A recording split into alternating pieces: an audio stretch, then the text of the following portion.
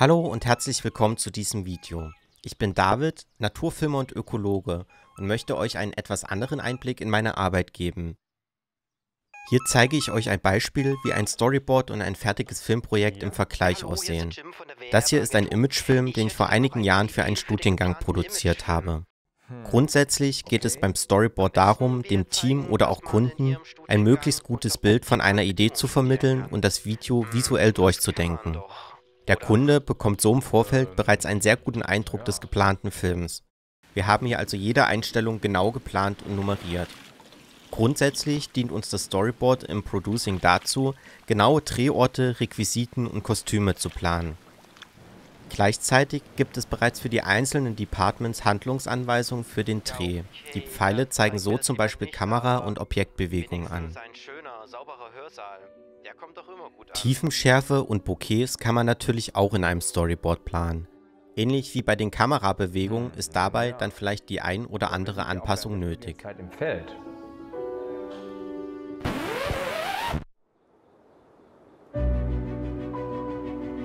Außerdem kann man im Storyboard den Schauspielern Stimmungen andeuten. In der Regel sind die eher comichaft überzeichnet.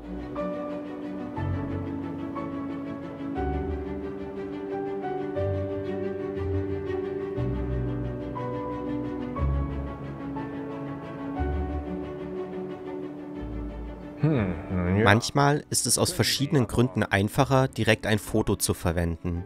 Hier habe ich ein Symbolbild benutzt, weil ich wusste, dass ich Aufnahmen aus der Antarktis bekomme, aber noch nicht genau, wie sie aussehen. In der Nachproduktion war hier die Aufgabe, Bilder, die über einen längeren Zeitraum in sehr unterschiedlichen Lichtverhältnissen angefertigt wurden, anzugleichen und in die Ästhetik des Films einzuarbeiten. Okay, stopp. Aber wie wäre es denn Für dieses Projekt habe ich mit dem Online-Tool Storyboard gearbeitet. Auch wenn ich es mittlerweile nicht mehr nutze, hat das Programm einige Vorteile. Es gibt zum Beispiel viele Objekte und Gesichtsausdrücke zur Vorauswahl. In dieser Szene habe ich mich später entschieden, mich im Storytelling weiter auf die beiden Studierenden zu konzentrieren und keinen neuen Charakter einzuführen. Aber auf jeden Fall steht die Forschung im Vordergrund.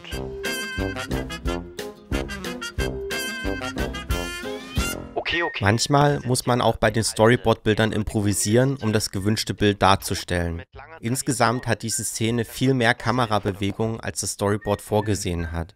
Wie gesagt, in der Praxis gibt es viele Gründe, warum man sich für Änderungen entscheidet. Das Storyboard ist trotzdem der kreative Fahrplan für die Bildgestaltung.